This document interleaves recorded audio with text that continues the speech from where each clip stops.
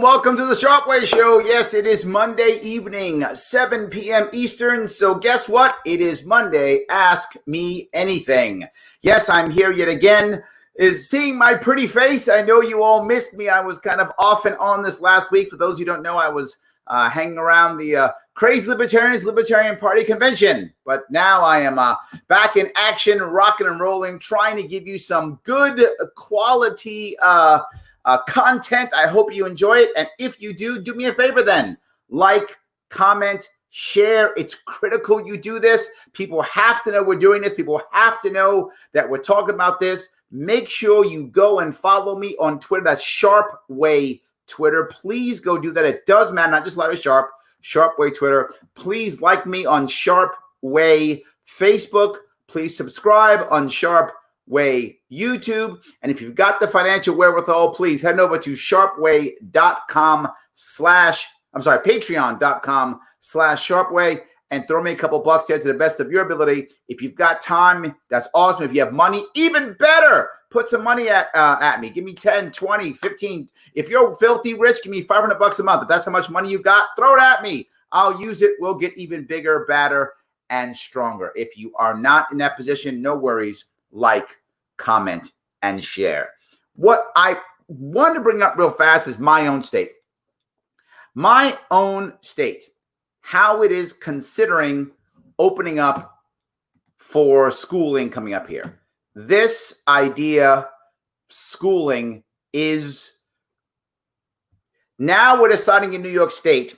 We're deciding in New York State that we're going to figure out if we're going to do it by a formula.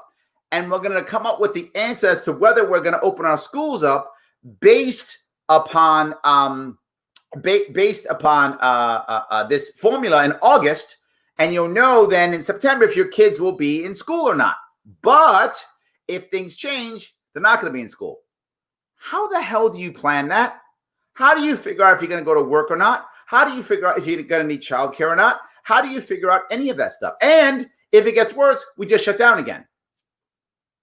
And now New York City is considering you're going to be in school Monday, Wednesday, Friday, and out of school Tuesday, Thursday. So they rotate the kids through the school day. How are you going to prep for that if you're trying to work or deal with childcare, whatever the case may be? Assuming you're actually going to work, you're encouraging people to not work. Is that horrible? What are we talking about? What a disaster this is. And of course, it's all about him controlling. All right, I'm not going to do the clip because people are giving me tons of questions. I've got a bazillion of them already.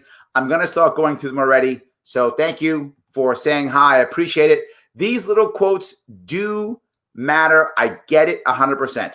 A lot of people are asking me about, I got more than one on Joe's BLM tweet. Let me give you my view on this, what I think is happening. Now, for those of you who may not know, I'm not part of the Joe campaign. So I don't speak for the Joe campaign. I speak for myself, and I'm going to give you what I think. It is very difficult when someone is passionate to not use words like must and can't. I have fallen into that trap myself, not with the must, right? The must, but I hardly ever use must. But I will sometimes say, well, you can't really do that. Well, you can't do that.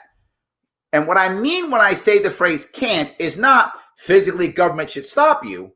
I mean, in the context of what I'm talking about, if we want to achieve this thing, then we can't do this action or we won't get this thing. That's kind of what I mean when I say that. But when libertarians hear can't, they go, what? Larry said can't. What's wrong? He's an authoritarian. It's not what I meant. What I meant was if we want to achieve this thing in context, then we can't do this action because it will prevent us from this achievement. That's what I meant. What I should be saying is you shouldn't do that. And I think it's fine to say should. Should is our First Amendment. I should you guys all the time. I should all over you, which is fine. I say you should do this. You should do that. I don't say you must, or I say that you shouldn't do that. I would like you not to. Please don't do that. I don't say you can't. I have every right to tell you that you shouldn't, and you can ignore me, or every right to tell you that you should, and you can ignore me. I really shouldn't be saying can't or must. It is my opinion, and again, I speak for myself, not for the campaign, that what she meant to say was we must do this if we want to achieve a better society. That's what I think she was trying to say. That's my view on it. And I know that some of you are unhappy. I get it. I know some of you are angry. What I would ask you to consider, though, is this enough to not vote for her? That would be a real answer for you. So I know that many of you are upset now, and it feels bad, right? There's no question that the BLM organization is not libertarian. Clear. Evidence is there. Get it. No doubt. They wouldn't say it. No one is going to fight that battle. Go, no, BLM's libertarian. No one's saying that. The question is her faux pas worth you not voting for her? When people say things like, well, this is her Aleppo moment, it isn't that big of a deal compared to Aleppo. That's not true. Aleppo was national TV. I mean, it was a big deal. But when people ask me, what is Aleppo? When they tease me about Gary Johnson, here's what I tell them. Aleppo was an excuse that people used to not vote for a good man to be the president of the United States. That's what it was. That's what Aleppo is, an excuse that people used to not vote for a good man who I wish was our president today. We wouldn't have these scandals. We wouldn't have these problems if Gary Johnson was our president today. Was he perfect? Nope. And he will tell you that. Everyone who knows him will tell you that. But was Aleppo a good enough reason to not vote for him? A lot of people took it as such, and they were wrong. Is this a real reason, an error, that her messaging, that she had messaging, is that really a reason to not vote for her? I don't think so. I'm still going to vote for her. I'm not going to use that as an excuse. Was it bad? Yeah. Guilty as charged. I think it is. It was bad. I think her must, I believe, and again, I don't speak for the campaign. I'm telling you my opinion. I think what she meant was we must if we want to achieve. I've done things like said, well, you can't do that if you want to. And people have gotten mad because of that too. So I do think that it was bad. It's not going to stop me from voting for her. I'm still going to vote for her. I think she's still a better person. And again, I look back at Gary Johnson. If I had a choice of having Gary Johnson as president now, I'd absolutely rather have him. At least Gary Johnson said up front, it's unconstitutional and wrong for government has no right to shut the entire country down. He said it off the bat. What are you even thinking? He said immediately, it's wrong. I'd rather have that. So I hope that answers your question. That's my take on it. I don't know what your take is. That's my take. So yes, 2020 is too important to leave it to the Democrat and Republican parties. It's the most important election of our time. How many times have we heard that? Yes. Yeah, absolutely. Hi, Larry. Wondering what your thoughts are now that King Cuomo vindicated himself from the NYS New York's nursing home scandal with his crony NHSDOH study. I said, I think I know your thoughts already. But yeah, look, did you think he wasn't going to come up with something to vindicate himself from his errors? You think he was just going to accept that as true? He used his cronies. He got an answer, because here's the most important thing. For people who don't like Trump, for those people, sadly, there are too many people right now who are voting based upon one or two things. They love Trump or they hate Trump. I'm sorry, that's not really true. They hate Trump or they hate Democrats. Maybe that's a better way of doing it. It's based upon hate. We hate the other, right? Whatever that is, they hate the other. There are a lot of people who hate Trump so much, they would say almost anything. So why would you believe them? People who hate Democrats so much, they would say almost anything as the ends justify the means. Do I believe that, Melissa? Not at all. Not at all. And if someone like me, say as an example, be running against him, I'd bring that up. I hope somebody else would too. Yes. Libertarian convention question. Any way we can get better audio and video? Wow, embarrassing. And usually we do. The problem is, to be forward, Pete, that was a tough one, right? I mean, our convention this year was tough. I think we made as a party a lot of bad decisions. And decisions weren't necessarily that it was a decision to do or to not do. That anyone could argue whether we should or shouldn't have. But without question, we weren't decisive. And that was our biggest issue. We should have been far more decisive up front, made decisions, and then we put the people who were making this thing together in a terrible position. Considering what we went through and how bad this was, it really wasn't that bad. Relative, right? Compared to what we were put through. But if you see our video from 2016, it wasn't bad at all. C-SPAN the whole time. It was much better. 2016 was a much better convention than this year's. And again, it was just a tough one. I think you're right. It was bad, but I don't know if it was embarrassing. And the reason why I say I don't know if it was embarrassing is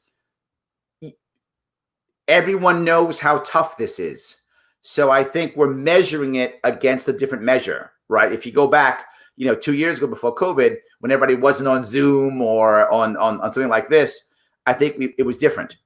So I'm not sure, but I'm just saying it was difficult. It was very hard. Yes. Do we still have to pay for brick and mortar schools if they don't exist? Stephanie, this is a big deal. This is a big deal because the assumption is going to be, keep paying. Who's going to pay for that building, Stephanie? Someone got to pay for it. Your taxes. You got to pay for it. Yeah. Of course you got to pay for it. Even if nobody's there, you got to pay for that.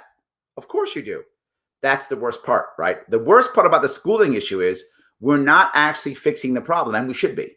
We should be taking this. But the advantage is colleges may do this for us. Think about this. You're a college student. You're 19, 20, 21, 22, whatever the case may be, and you're going to college, and you're dropping $50,000 a year for some heavy hitter college to get you this great degree. And basically, it's just become online. You become University of Phoenix. Why are you paying $50K? You're not gonna. You're not gonna at all. You're gonna sue them. You're gonna stop paying lawsuits. Colleges are going to get their asses kicked in the next coming years. And to be forward, they should because they suck. They should. I have no problem with colleges getting their asses kicked these next couple years because they suck. They've been giving us a garbage product for decades, and the government's been propping them up so they can keep giving us a garbage product for decades. The best thing the colleges give us is football or basketball or something. It isn't education. It's mediocre at best. That's all it is. The networking at the Ivy Leagues is very good. So if you're getting an Ivy League networking group or even West Point networking, Annapolis networking, those types of good networking colleges, then it's worth something because that brings you ahead. But if you don't go to one of those colleges, it's not worth it. And that was a fact decades ago. Was it Goldman Sachs? Oh, may have been Goldman Sachs. Some organization actually did a study on this like 10 years ago, saying that unless you're going to an Ivy League school or to a specialty school like doctor, law, engineering, that kind of specialty school, it's actually not worth going to college. You actually lose more because of the amount of debt that you take on. It's actually better if you just don't go to college. And so colleges have to get better now. And they will, because we're not going to pay anymore. And eventually the government has to stop backing them. The advantage of this, and I guess, COVID's horrible. I'm just trying to find a silver lining here. And one of them will be colleges are going to completely be revamped. Many of them are going to totally collapse. Good, because they suck. They're going to get better because they have no choice. They're just going to go out of business. Everything's going to change. The colleges are going to change. And once those colleges start changing, guess what else changes? High schools. And then all the way down. We're finally going to stop with this. I'm hoping that the COVID crisis will be the kind of devastation to our colleges that will actually make the high schools change how they work, which means we'll change this standardized testing garbage, get rid of that because that's how you get into colleges, and all the funding will change and everything will begin to change. And maybe in a couple years, Stephanie, we won't have to pay for those brick and mortar schools anymore. That's my hope. But I think now, nope, you're going to pay. Government doesn't care. Government doesn't care if you're making money or not. Government doesn't care. Government says, give me my money. It's a collection racket, right? Does the mob say, well, you had a bad year, so you don't have to pay? No, this is a government mob. Still a mob. Guys in uniforms and guns are going to come to get their money, or they're going to put you in jail, right? Or they're going to, whatever, of course. So, of course you have to pay. I wish that wasn't true, but it is. Yes. Yes, the BLM piece, Brian, it was turnoff. I know. I saw the responses. They weren't great. I get it. She tried to respond. And the one thing that was bad, and what I didn't like, is how so many people in the Libertarian Party, when people came up against it, said, good, get out. We don't need you. Good, go away. We don't need you. Wow, that's short-sighted. That is really short-sighted, right? If someone is considering being a libertarian and something turns them off, don't say, great, go away. Wow, that's short-sighted. Where are they going to go? Republican or Democrat? Then they're going to go win. I thought we wanted to grow our party and our movement. Why would we be happy they're going away? If I can't talk to them, I can't change them. If I can't talk to them, they can't join me. If I can't talk to them, how is this going to work? It's just not going to work. It is a terrible idea to say, good, I'm glad you're gone. And I see people do it. What a terrible idea. Now, look, if you're unhappy, I get it. Let's talk. Let's talk this out. Don't go away. Please stay. She made an error. I got it. In the way she said it. She probably shouldn't have said must. I agree. Must was a bad idea. Okay. Let's still figure this out. So, Philip, it was awesome meeting you at the LNC convention in Orlando. How do you feel about the LNC? I'm going to say stuff that drives people crazy. I don't really care much. I know it sounds bad. I want it to feel fair. I want it to be inclusive, but I don't really care much. In the long run, does it really affect me that much? No. And that sounds terrible, but it doesn't. Most people know I don't really care that much. I show up, but look, National doesn't really care about me either. And it may sound crazy. They don't. I never get a speaking gig in 3 conventions. I haven't got a speaking gig once. That I actually had. I mean, they scheduled me once last year, but then ran over so that I didn't get to speak. And then this year, they said me at the end of the day where no one was going to speak. So I lost that one. And then this one, I was going to keynote. Then they changed things and I got booted. So I didn't get that either. So I don't get speaking gigs. The delegates never do what I tell them to do. I give them advice, do this. They never pick who I tell them to pick ever. So I don't know. I've asked for things for LNC. I stopped. I just do it myself. So I don't really care. It's fine. As long as people aren't fighting. That's all I care about. When they fight, I get angry. I don't like when they fight because it affects all the rest of the party. If they're not fighting, I'm good. Go on with your bad self. Do what you got to do. I'm okay. I don't really want to be on the LNC, and I'm not, and I don't run for it. I don't want to. So I'm fine with it. It's fine. Whatever. Oh, good. Yes, homeschool. 100%. 100%. Yes. All right. As a former candidate for school board and current candidate for town board, how do we safely open up schools? You know, Andrew, this is the point. We can't do what our dear leader in New York State is doing, right? His Majesty King Andrew II. What he's saying is, oh, well, if it affects this and does that, and then this matches, then we do this. Then we do that. And if it doesn't, then we close it. You can't plan. The reality of it is, you give every single county, here are the guidelines that we have for safety. Here is what we believe is true, right? From the CDC, here's from the FDA, here's what we believe is true and right. Here it is. On top of that, here are what doctor associations and medical associations believe is true and is correct in the right way to have the appropriate social distancing and appropriate protocols to keep your kids safe. Go. That's the answer. If you want your kids in school, put them in school. Follow the right protocols and put them in school. If you don't put them in school. It is that simple. How could I know the perfect way for your school to open up compared to my school here, right? In New York City, our schools are big, tall buildings, right? They're tall and they're old buildings and they're tall, and sometimes they're flat, almost like a ranch. Two different ways of having a school. Which one's the right way? You figure it out and tell everybody else. That's the glory of having a decentralized system, that we don't have to all collapse. What if you have 2,000 kids in your school versus 200 kids in your school? A totally different school. What if you're in a small area where you have grades 1 through 12 in one building? Another one when you've got 2 high schools in one county. I mean, think about the differences in here, right? Think about New York City, how many high schools we have. We have like 1 million students in New York City. 1 million. It's crazy how many students we have in the city. It's a whole, there's no one answer except give the guidelines, go and monitor, and now see what's happening. That's how you have to work it. Yes. Hope that answers your question. Were you always a good public speaker? No. I actually had a speech impediment as a kid. I still have it. If you hear it once in a while, I have trouble putting some of my words together. So I actually did. So no, not always a good public speaker, but I always enjoyed public speaking. I always wanted to be a better orator. So as a kid, when I was, this is an interesting story. When my father was still alive, my father died when I was 12. And when I was a kid in 3rd grade, maybe, or so, my father would have me do speeches every Friday or Monday. I forgot what day it was, actually. It's 40 years ago.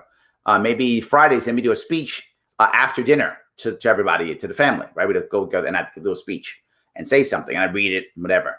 But that's what made me realize that I could do it, was my father having me do it in front of my mom and him after dinner. And he did it every week. He let me pick the topic, and he said, it's got to be at least a minute long. And I would just do it. And every week I would do it. And I just got better at it because I just kept doing it. I felt good. I was like writing stuff down, ideas and stuff. So I think that's where I began. Probably I was, 8, 9 is where I started. And I just kept doing it. So no, not always, but I've always enjoyed it. I remember when I was a terrible high school student, a horrible high school student. And my father had died. I didn't care about school anymore. So I went to one of my classes, it was English class, and we were doing oral presentations. So I went to do the presentation, and the presentation was canceled that day. So I walked out of class. So I'm not staying here. I just literally cut the class in front of the teacher.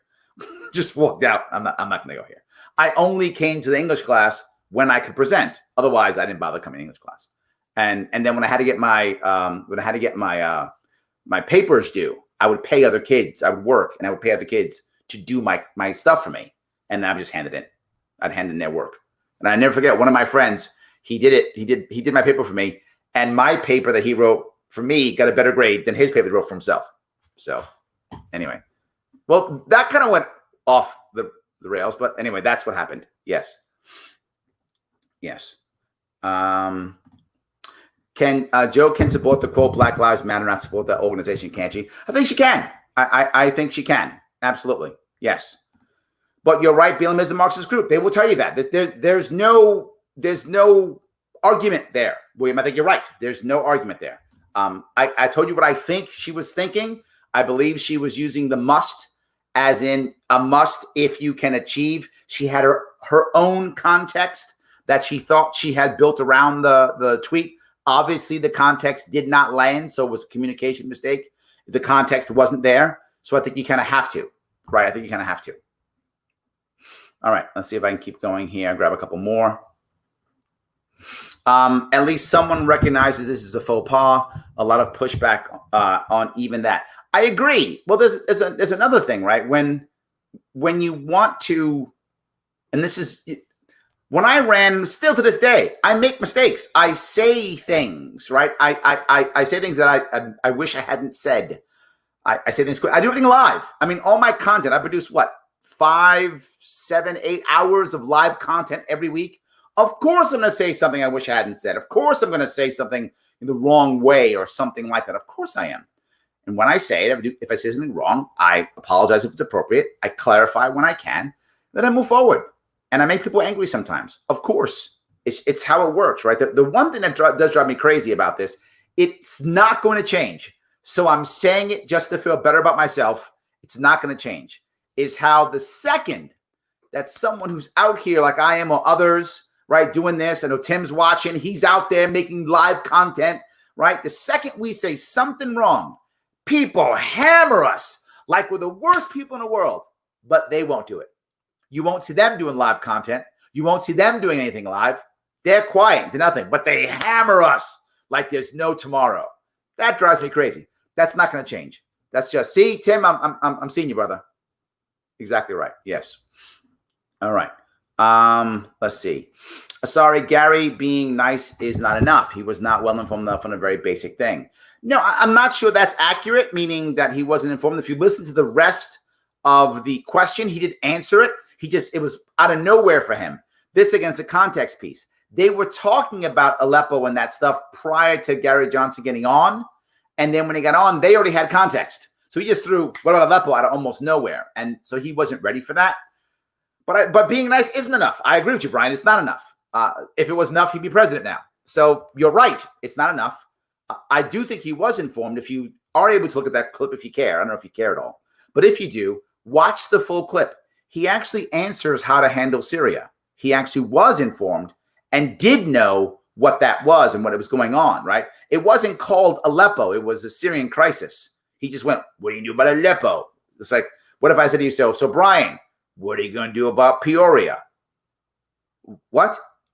Right? There has to be some context about what we knew about Peoria, right? There's going to be some context. There wasn't any. But it wasn't enough. You're correct. I do wish, I do wish, though, that he was president. He wasn't a nicer man, would have been a better president. He was a nice guy. So, Mr. Shaw, would you please explain to people sweating pervasive misuse of anti-racism what anti means, so in terms of the cranio-reactor insert? Yeah, okay. Let's not get mad about this, right? You have to say to yourself, do you believe, and maybe you do you believe that Joe Jorgensen is going to force you to be anti-racist? If you believe that, you probably shouldn't vote for her. Or you can believe that she just made a faux pas with Must and saying you should be anti-racist. And you should be anti-racist. Sure, you should be. There shouldn't be a law, it should be forced, but you should brush your teeth every day. Twice a day, in fact, and you should floss. You should. But unless you're Vermin Supreme, it shouldn't be mandated. I'm teasing you, Vermin. I love you. You know I do. But it should be mandated. But you should. You should eat your vegetables. You should.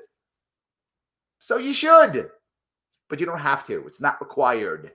So if you think she actually believes that, you shouldn't vote for her. I don't think she believes that at all. It's not enough for me to turn me away from her. It's not enough for me to say no. It just isn't. Right? It doesn't make me go, you know what? Biden. It's not going to make me go Biden over this. I'm not going Trump over this. I'm just not. I'm still going to support her. I don't want to. The reason why I'm not going down that road, Jonathan, is the logic of what you're saying. While I get it, isn't what's going to make people vote for her or support her or not. This is an emotional piece. It sounded bad. People had a visceral reaction, right? Remember something. When you have a libertarian who's up front, right? And she's way up front. I was up front only for New York, right? Kind of in the country in a way, but really I was up front in New York. She's up front in the country. We put her up on a pedestal, and she's supposed to be this icon of libertarianism. And for her to use the phrase must to the more hardcore libertarians was like the Pope swearing. It was like the Pope going, F those guys, right? I mean, that's what it was like. And if the Pope said that, everybody was like, what? I mean, it would blow the minds of people. So this was an emotional piece. You know, could the Pope drop an F-bomb? The Pope's human. He could. I don't know the Pope at all. So again, I don't speak for the Pope. I have no idea if he swears. But he could. I mean, he's just a human being. He get angry and say things he doesn't want to say. It doesn't mean all of a sudden he's not Catholic. It doesn't mean all of a sudden he doesn't, love the church. Doesn't mean that. It just means the guy dropped an F-bomb. He's human. I think she dropped the must bomb. That's what I think. And I think that we have to think, do we think that's the end? If you believe that, it's emotional. You either believe that she's a closet Marxist or you don't. I don't know Joe that well. We're not buddies or friends, but I know her well enough. I don't think she's a closet Marxist. I don't believe that at all. I don't think Spike Cohen's a closet Marxist at all. I don't believe that. If you believe that, then I guess you can be voting Trump. I don't believe it. So, Jonathan, I'm not trying to push you off at all. I'm just saying the logic is irrelevant in this case. This is an emotional, visceral issue. And I think we have to work through our emotions on this and decide, is it the bad thing or not? That's really what I think it is. So, there we go. If I agree with Joe 75% of the time, and I agree with Joe and Donald only 25% of the time, that I'm voting for Joe, not Joe. I like that, David. I'm in. I'm with you. I'm totally in. I like it. Yes. Yes. Yeah, every time I bring up libertarians, someone brings up Gary Johnson Aleppo. It was an excuse. It was an excuse, right? To not put a good, kind man absolutely there. Absolutely. All right. Let's see. Some people saying BLM is a Marxist group, but the BLM movement is not the same entity. There's some confusion here too, right? And this is an issue that a lot of people don't see, particularly if you're in a libertarian movement. You probably don't see this. And particularly if you're on the right, you definitely don't see this. There are a bunch of people who are in the middle or on the left who are trying to show that they care, that this matters, they're good people.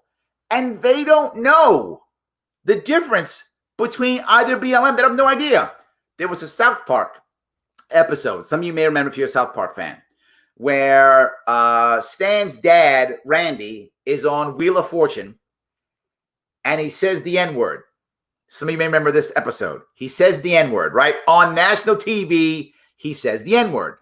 Once he's done saying the N-word, of course, he's the bad guy. He said the N-word. The world's ending. He's horrible.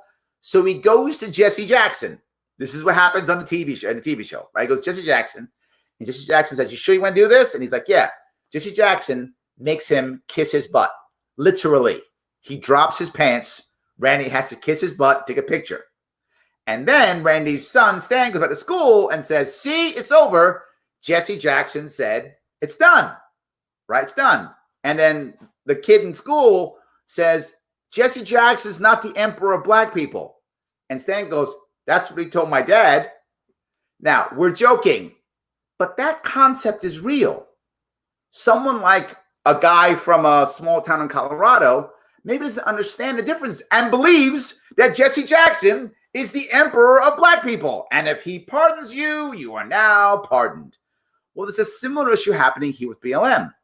There are a lot of people who just don't understand that movement at all. They're ignorant. They don't know. So they think, oh, if I'm woke and if I care now, I should give to BLM because that's what I see on CNN, because that's what I see on TV. So I'll give to BLM because that's the woke people. No, that's the Marxist people. They don't know any better. And now they feel good. And there's also, again, for those of you who may not know, there's a woke off going on right now in America. I'm more woke than you. You're more woke. Who's more woke? See, I gave more money to BLM. See, I got a BLM shirt. You don't. I'm more woke than you. That's also happening here. And for people who are ignorant to what's even happening, they do what is the easiest way to feel woke. So I'm just going to give money to BLM. See, I'm good now.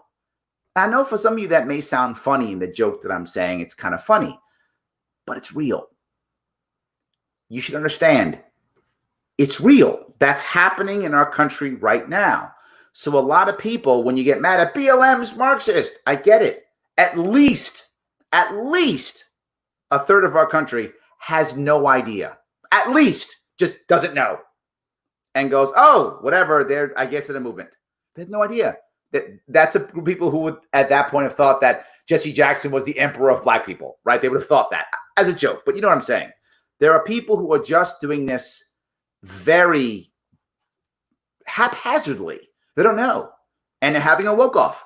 Why in the world do you think Aunt Jemima takes the Aunt Jemima off of the syrup? Do you really believe that the people, and again, I don't know. This is a question for you to ask yourself. I don't know the people. Do you really think the board whatever company runs Aunt Jemima, whatever that company is, I don't know what company it is, was sitting there going, you know what? I'm now not racist anymore. I was, but now I'm not. And Aunt Jemima should come off because I'm not racist anymore. Of course not. What I think happened is they said, ooh, what an amazing marketing tool. We will pull off Aunt Jemima, and now people can come around and go, see, I got the woke syrup. That's the one without Aunt Jemima on it. See how woke I am? And they can take advantage of the woke off that's going on. It's not a bad marketing tool. Not that I carry either way, to be forward with you, but it's not a bad marketing tool. And I'm sure it worked. I'm sure people are buying the syrup now because I'm woker than you, and I've got that. So for people to be, I guess where I went with this is for people to be so angry at people donating and supporting BLM, a lot of that is ignorance. It doesn't mean that some of them wouldn't support it anyway. Some of them wouldn't. They're Marxists and they're fine with it. Some people are. But there's a huge chunk of people who just don't know any better. And they're just supporting because they believe it's the right thing to do. It reminds me of, hold on. I'm going to show you this clip real fast because I was thinking about this. There was a clip years ago from South Park. Not South Park, not South Park, The Simpsons, where people are trying to show how cool and how woke they are. Where a guy is, Lisa says she's a vegetarian, and the guy's like, oh, vegetarian. I'm a vegan, right? So like he's more woke than her. Let's see if I can show you this real fast. I think you may enjoy it. And this is just going to what I was talking about. It's going to exactly what I was talking about. All right. Earth is the best. That's why I'm a vegetarian. Well, that's a start. I was thinking of going vegan. He laughs at her. Note, I want to make sure you notice that. He laughs at her as what a joke. Silly girl. You're just a vegetarian, vegan. Huh. I'm a level 5 vegan. I won't eat anything that casts a shadow. Wow. Super woke. I started an organic compost pile. See, now she's got to be more woke, right? See, I started an organic compost pile because I'm more woke than you. At home. Only at home? You mean you don't pocket mulch? Oh, it's so decomposed. Now, yes, obviously that's a joke, obviously, but I think you understand where I'm going with this. What's actually happening is people are having a woke off. And obviously, I'm not a level 5 vegan. But my point is, do you give to BLM? Do you support this, support that? I think this really matters, guys. And I think a lot of it is ignorance. It's not just people thinking I wouldn't be a Marxist. It's people thinking that not knowing any better. I think that's really the issue. All right. Let's see if I can keep going here. I am really... Okay, how does someone become more involved in their local Libertarian Party?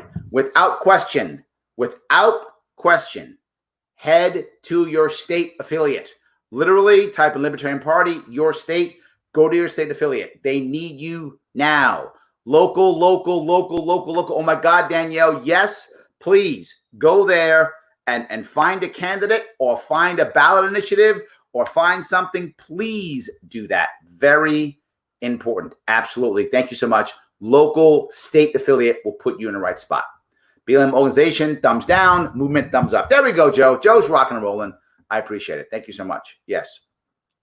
Joe, at this point, due to the affiliation, the movement needs to be renamed and not co-opted. Brian, this is a valid point. I think this is a valid point. I like what you're saying. This is a valid point. How do you now pull those apart? How do you do that? That is not an easy to do when the media has basically melded them. And now most people, the other part is, how are people going to feel now, right? What if you're not a Marxist and you thought, I'm a good person, and you wrote a check for whatever, $500 to BLM, and you're like, what? Now, get me wrong. It's better that you would stop writing those checks now if you don't believe in that idea. So it'd be better if you stopped. But imagine how horrible you're going to feel if you thought you were supporting something totally different, and you're writing checks, to communists. It's a big deal. But I do think it's a valid point. I don't know how you do that. You've got to find a leader who will speak on it in that way and say they're two separate things and change the name, right? And change the name. I tried. If you saw what I did, I rarely ever talk about BLM. It's very rare I do. That's about policies. I'm a policy guy. You guys hear me discuss policy. My facts, my quick. I bring these things up all the time. But I think that's probably the best way of doing it. I mean, even Justin Amash, he didn't bring up BLM. He brought up ending qualified immunity. Makes sense, right? He brought the policies up, that you can get behind the policies regardless of whether you're supporting BLM or not. So, hey, Larry, Smedley Butler, libertarian. Good question. For those guys that know, General Smedley Butler was a very popular Marine general, and he said war was racket. He was against wars, the anti-war general. Surprise! Generals who've had to order men to their deaths for no reason are anti-war. Huh! Who would have thought? Yeah, so I totally get that completely. Maybe, right? Maybe. I would say he's liberty-leaning. That's what I would say. I'm not sure I would call him libertarian. Probably liberty-leaning. Any thoughts on strategy to get Joe into the presidential debates? Only one. I say it all the time. Only one. Be more popular. That's it. Nothing else matters. Lawsuits don't matter. Nothing else matters. If we're more popular, people want to see us. Sadly, if Kanye West is serious about his campaign, I haven't heard recently. I've been doing this stuff, haven't been paying attention. But if he's serious, I don't know if he is. If he's really going to build a team and go out and run, he'll be in debates before Joe. Doesn't matter if he's running independent. Doesn't matter if he's running the Kardashian party. Does not matter. If he's running, he's in the debates. Why? Because people want to watch him debate. Why? Because he's smart? No, because he's popular. And I know it sounds horrible, but we have to understand as a political party, not for those in the movement. That's a different issue. I'm talking for those that's about the party itself. The political party, the Libertarian political party. This is a popularity contest. That's what it is. It's a popularity contest. And the hardest thing what we have to deal with as libertarians is understanding that we have to be able to be popular and be principled. Holy cow, is that hard? That's not easy. That's super hard. Because the more popular you get, the more you think, well, I'm popular. So do I need principles? Really? I'm popular. And if you want to get popular, one of the fastest way to get popular is to not be principled. It's one of the fastest ways. So, and the more principled you are, often the less popular you are. So it's really hard to match that balance. But Ken, we got to match that balance. Popular and principled, move up. That's how we get in debates. It is very hard to do. That is the answer, though. Everything else is just people talking trash. It's not real. It's just not real. All right. I just hope Joe can get more MSM exploded. I do too. I do too. I hope she will. Yep. All right. I want to hear the issues, not bickering. Jorgensen does not bicker. Hillary and Trump was he said, she said, he does, she does. And that's not what Biden Trump is going to do. I think you're right, Zachariah. I would rather hear that. But right now, what most of America wants is that two-party systems yell at each other. It's I hate the other.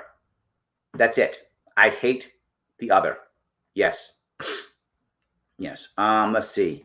Not going to vote for Joe because of a tweet that was misunderstood. Okay, go vote for one of the two other candidates that wants to keep brown and black people locked up for simple drug possession. Valid point, Joe. Totally valid point. Yes. Yes.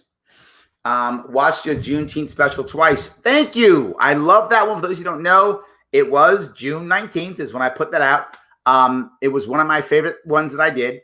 An hour and 20 minutes, give or take. Talk more about tax exemption and encouraging integration. Right? Look, if we want to make our country integrate, it's not, law isn't going to do it.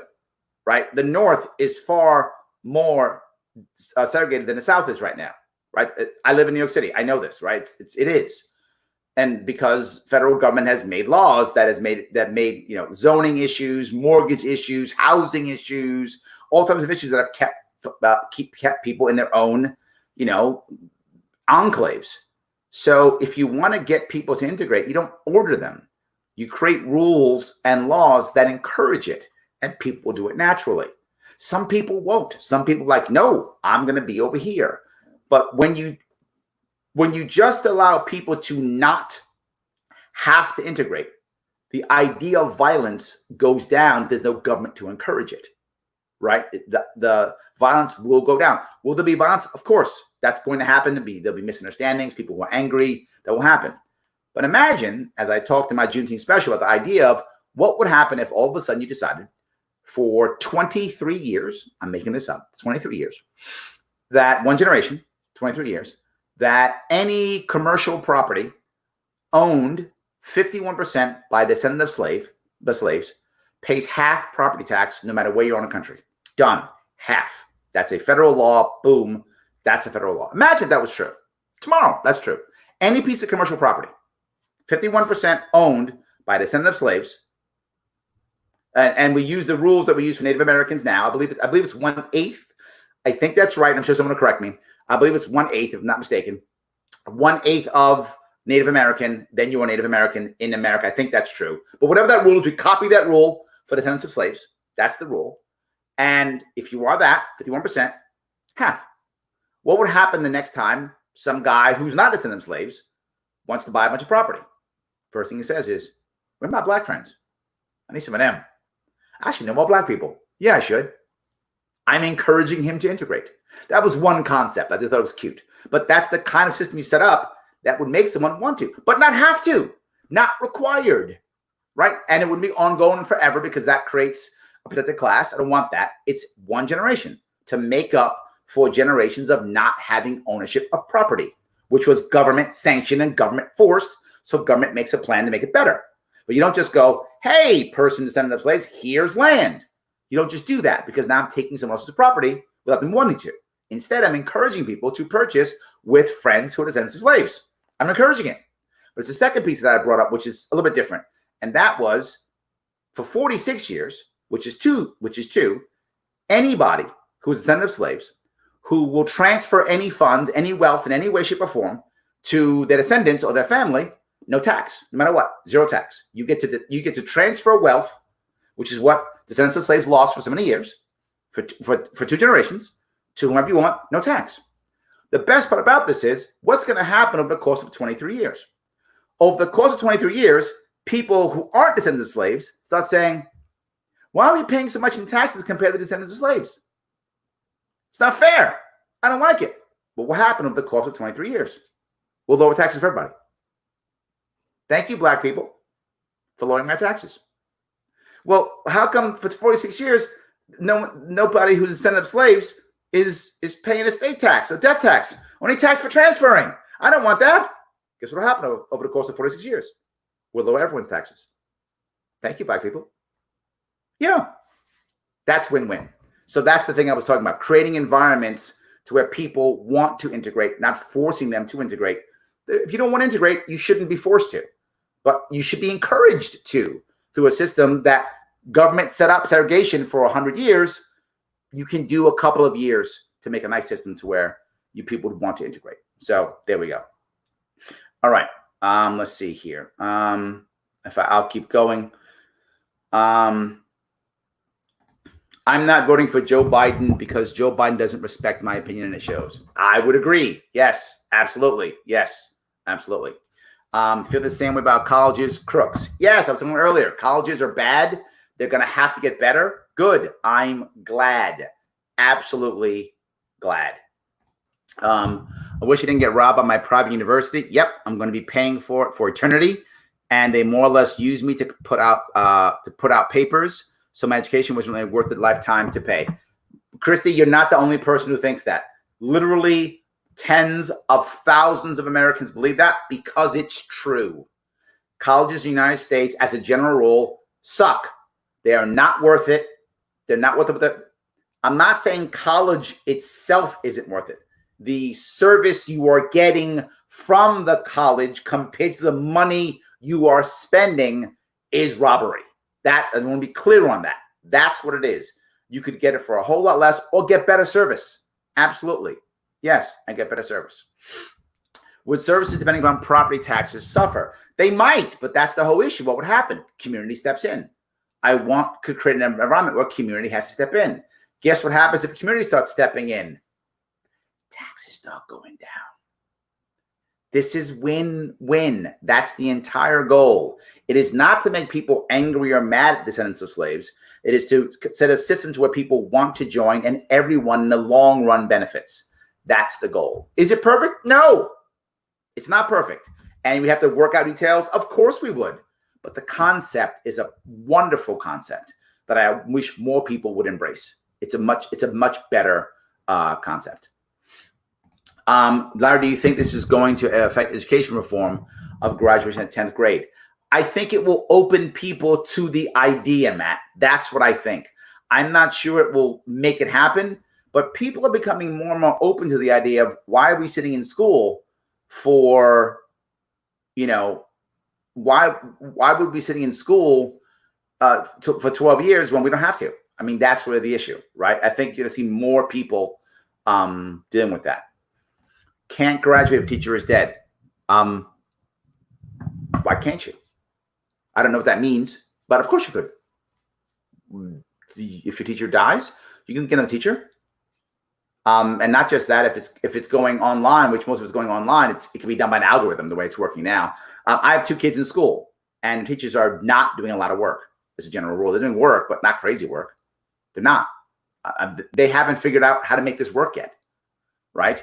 And of course, it's because they haven't, and this is a shout out to teachers. They haven't allowed teachers to figure out. They've tried to do this top down and tell teachers how to work. Of course, it's falling apart.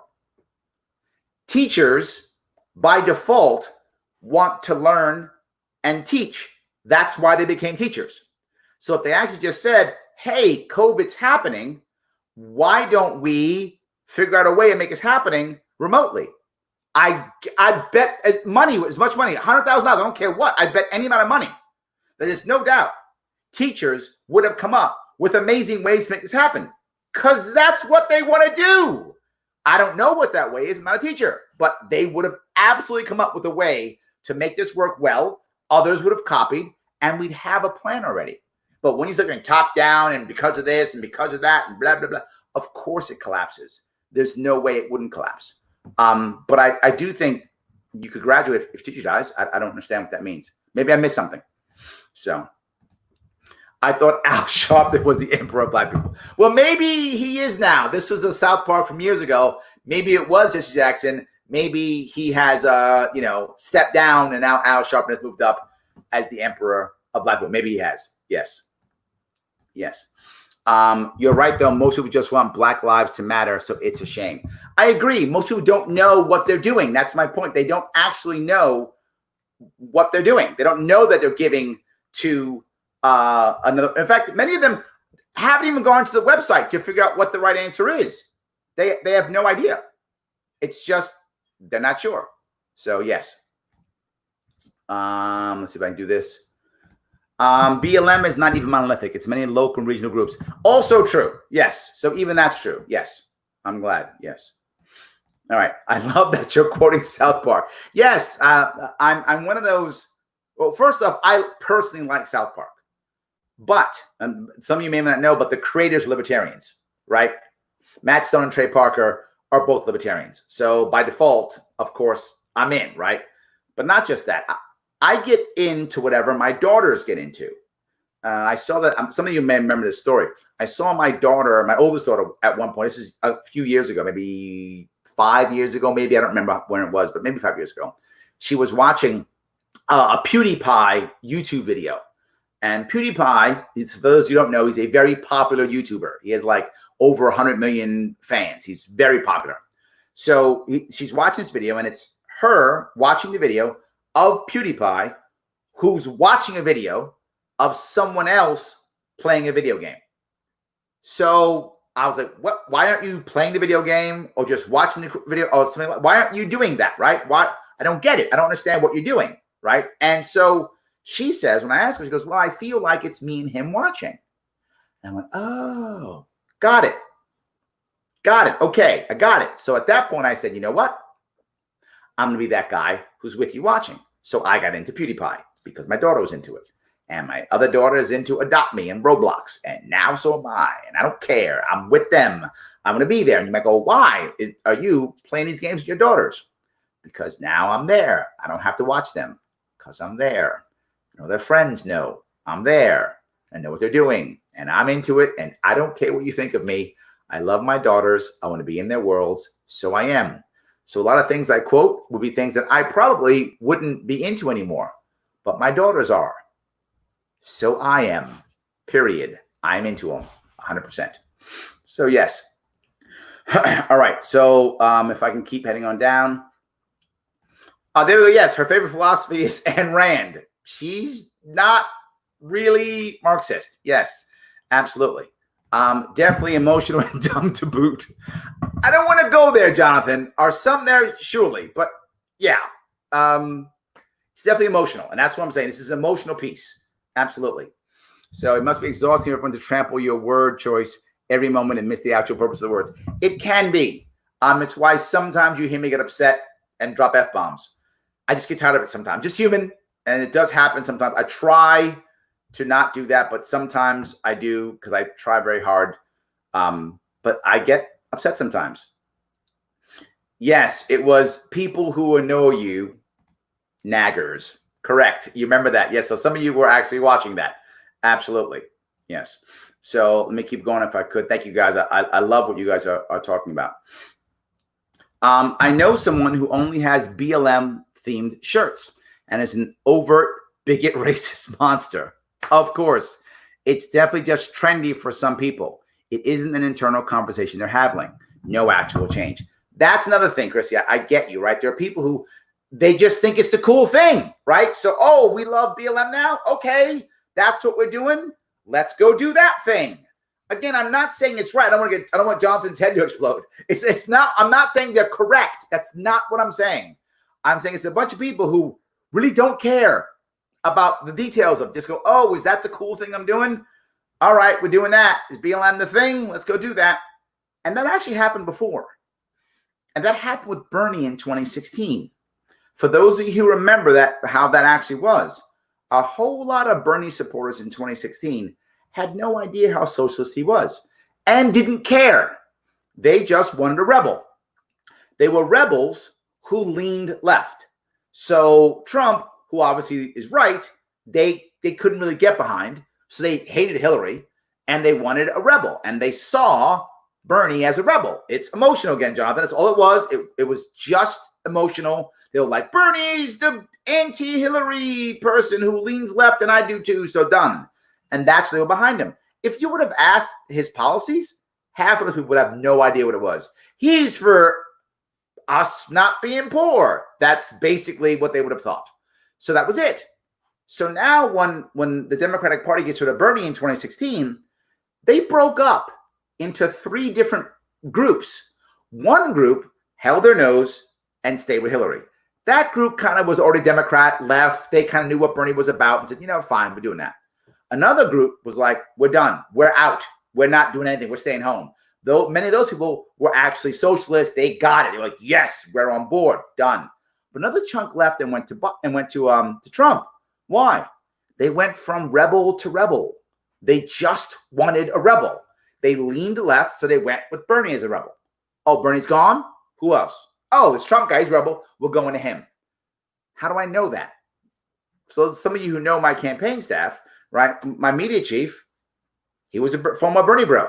He literally ran Veterans for Bernie. He came to me. Why? He saw me as a rebel in New York. He was rebel to rebel to rebel. That was it. He just wanted the rebel. That's what he wanted. So there's a similar issue here, right? Some people wanting to be woke, right? They just want to be woke. What's woke now? That's woke. Let's do that. And that's what I think a lot of people are doing. Being woke is a status cult. That's funny, but it kind of is in a way, right? People just, but they can leave. There's a difference. They can actually leave. Yes. Is all lives matter racist? It's a great question. By default, is it by default racist? No, it's by default insensitive. That's for sure. But there are people who are racist who use that as a way of covering the racism. But it's not by default racist. It is insensitive. That's really what it is. It's insensitive either because the person doesn't know, right, or because the person doesn't care. Either way, it's insensitive. That's what I would say. And all lives is not insensitive in every context. Again, I'm only saying in context, right? In the context of we care about Black lives, and you go, well, all lives matter, that's insensitive. And it'll make some of you upset, but it's insensitive. If you are a racist, then you might use that to cover that. And that does happen too. The problem is many people, when they feel so incensed, they get angry and assume you're a bad person. When I hear all lives matter, what I think to myself is, what's the intent? And most people will not go that deep. They'll just make a decision, good or bad, period. I try not to, because I want to know, is this person someone who really is a jerk and just wants to make me feel bad? Or is this someone who just doesn't get it? And there are a lot of people who just don't get it. They're like, well, why all lives matter? Why are we doing this Black Lives Matter thing? They don't get it. And if they spend their time, if they spend their time in circles where they don't get the Black Lives Matter world, where they think that Al Sharpton is the emperor of Black people, how would they know? I know people get mad when I say that, but how would they know? My goal has always been not to be righteous, but to get people to my side. I want to convert people. I want everyone to stay with me as much as possible so I can get you to believe that the Sharpe way is the right way. And I want you to believe it. And I hope you believe it. And that's what, so is all lives matter racist? No. Is it insensitive? Yes. Can racists use it to cover racism? Yes. And some do. But many people, it's intent matters. And I know other people get mad. Intent doesn't matter. Intent does matter. I separate intent from impact. You can have no impact, no bad intent, and have heavy impact, or the reverse.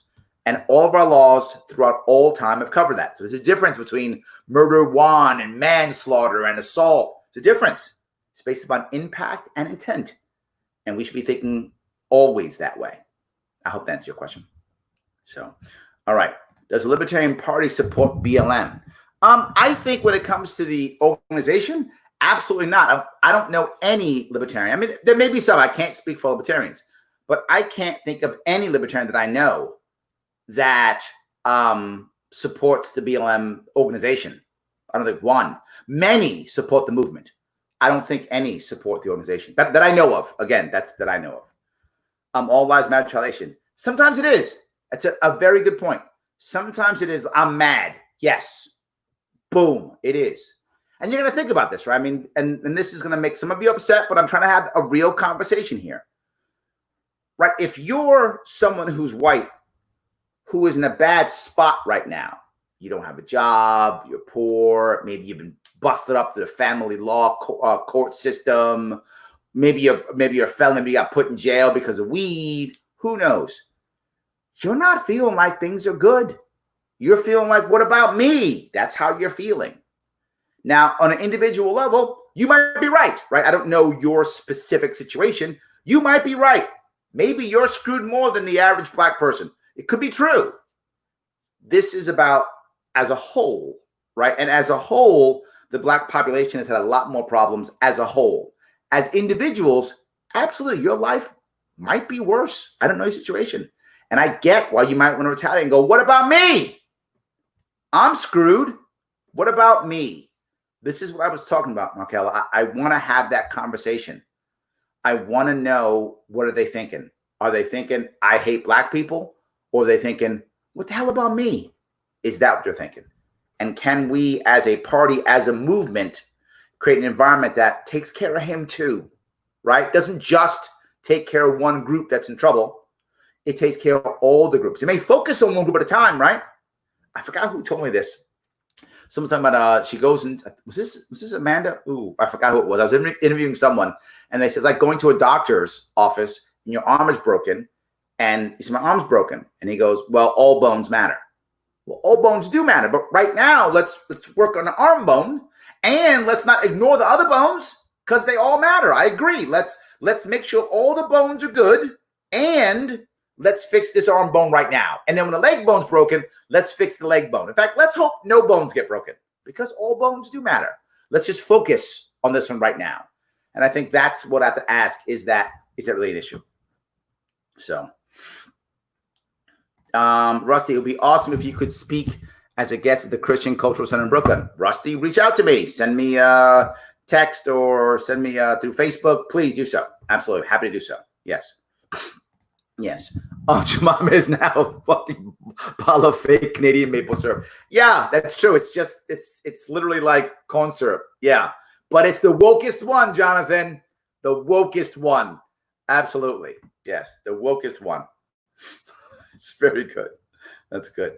Can we start using statist more? I know we see it as a huge insult, but if we start saying that solution sounds statist, maybe we can turn the corner of libertarians who are in other parties. I think we could. The issue is, are we using status as an adjective to mean not a good solution, or are we using status as the insult you talked about, Tim? The problem is many libertarians use it as the insult. It is the one-word story that dehumanizes the person. Oh, you can't talk to him, he's a statist, right? If we use it as an adjective, I think it can work. My worry is we may not, and we may just start using it as, insults. That's the issue. Yes. Yes, there is a woke off. It's happening. Melissa, you're watching it. I know you are. Absolutely. 100%. Yes. They are ignorantly supporting BLM, but at the same time, confidently hating people who don't. Yes, you're totally correct, right? If I know now this is the cool organization, this is the woke people, and you don't like the woke people, well, then clearly you're a bad person, aren't you? Right? I mean, I think that's, and again, the less I know about something, the more sure I am it's got to be good because I just gave it money. So if it's not, then I'm an idiot. I don't want to be an idiot. So of course it's the right answer. Of course it is. Yes. Yes. They hate us because they state us. Yeah, that's good. I like that. 100%. Yes. What about supporting the activism part of BLM and not the organization of it? Well, there's the issue, Matt. I think that's a wonderful concept. The problem that I think you have is how do you divvy that up with the people who are you're trying to help, the people who are watching you, the people who are supporting you? I think the idea of renaming is probably a good idea, or just focusing on the policies that you care about, Matt. I would rather, my view, focus on the policies that would support the movement. Then if the organization doesn't get supported, so what? Not your issue, right? Let the people who are Marxists support the Marxist organization. It's your money. Do what you want with it. I'm going to go my should. You shouldn't, but if you want to, it's your money. I can't stop you. So we can instead support the policies that will help everyone. I think that's a better way of doing it. Or if it could be renamed. Brian's point's a valid point. I just don't know how you do it. How do you rename something that's already been named? I don't know how you do it. I don't know. What do you think about HBO Max taking down Gone with the Wind? I think it's the same thing. I think it is a very savvy marketing ploy. HBO Max is brand new, and most people don't know about it. You now pull that out, home run. Home run. You pull that out, right? The second you pull it out, it's a total home run. Now people go, oh, what's HBO Max? Oh, maybe I should buy that. But they're pulling it out for the same reason. Some of you may not know this. Mein Kampf in Germany was outlawed for, 60, 70 years, whatever is the time period. It was outlawed for many years. Now you can buy it, but you buy it now with context. Like people have written, this is what it means, this is the issue, blah, blah, blah, blah. They wrote the whole thing, right? They wrote it up. So they'll probably do the same thing with Gone with the Wind. They'll do it and they'll put like, this is not really what black people are like, or this is what it was back in 1800s, or whatever. They'll do something like that. You do see Disney's already done some of that. Some of their shows, they do almost like they start with, hey, this is the, this was a different time, and this is how people were, portrayed then, or something like that. So I think what they'll do is they'll do something like that. It's actually probably a pretty good marketing move. Again, HBO Max. Brilliant. So my earlier socialist, liberal, leftist self would have dove into BLM without thinking too. Yes, I think a lot of people did that, exactly that.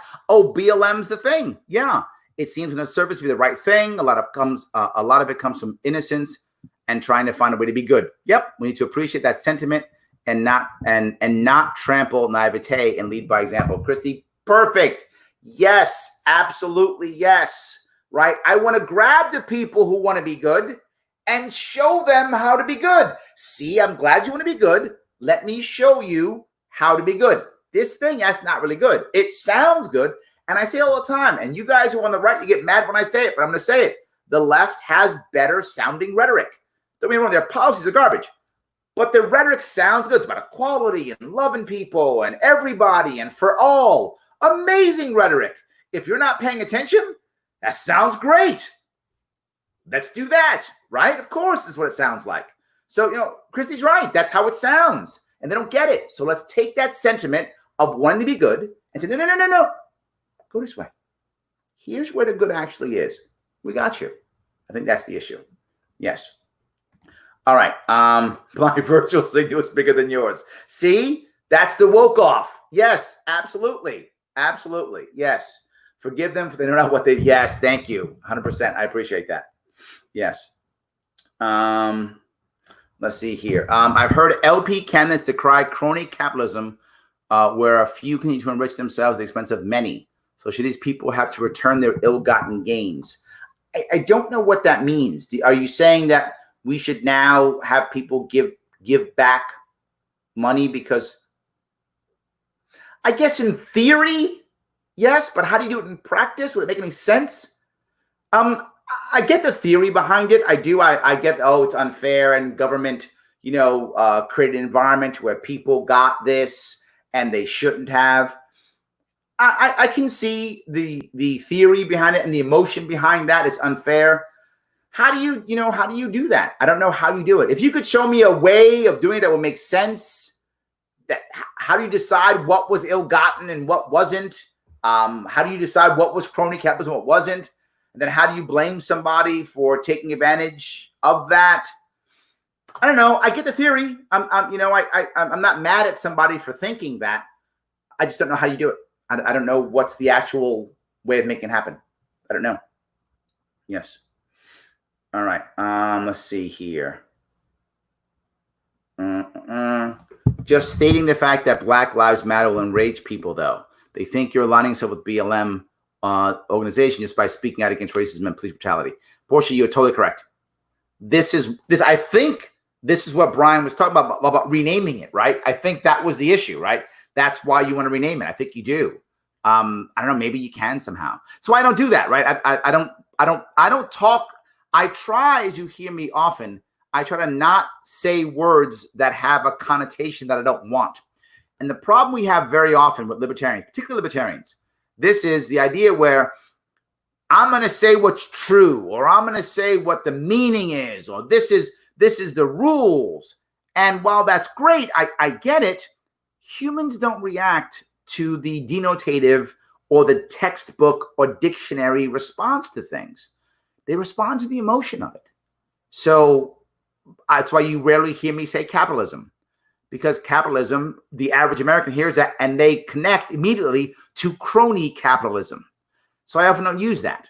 I rarely use phrases like free market, because people hear free market and what they think is monopoly and big business controlling everything.